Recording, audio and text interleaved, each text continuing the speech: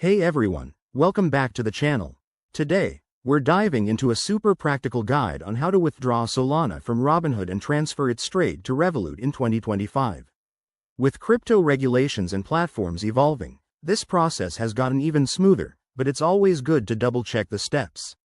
Whether you're a beginner looking to move your assets or an experienced trader optimizing your portfolio, this tutorial will have you set up in no time.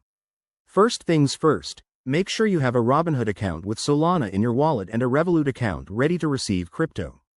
Always verify that your Revolut account supports Solana transfers, as this can vary by region. Okay, let's get started. Step 1. Log into your Robinhood app or website. Head over to your portfolio and select the Solana you want to withdraw. You'll see an option for Withdraw or Transfer Out. Click that.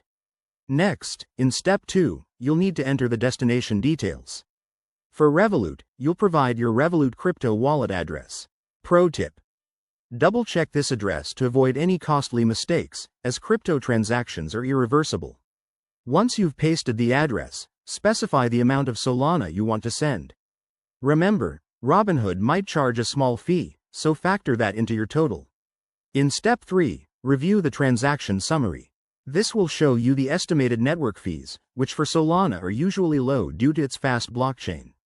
If everything looks good, hit Confirm.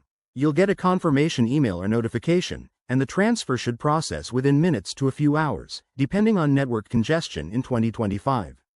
Finally, once it's done, log into your Revolut app to confirm the Solana has arrived.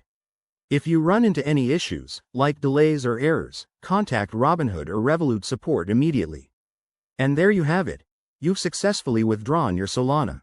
This method keeps your assets secure and helps you manage your crypto more flexibly. If you found this helpful, give it a thumbs up, subscribe for more guides, and drop a comment if you have questions. Thanks for watching, and see you in the next video.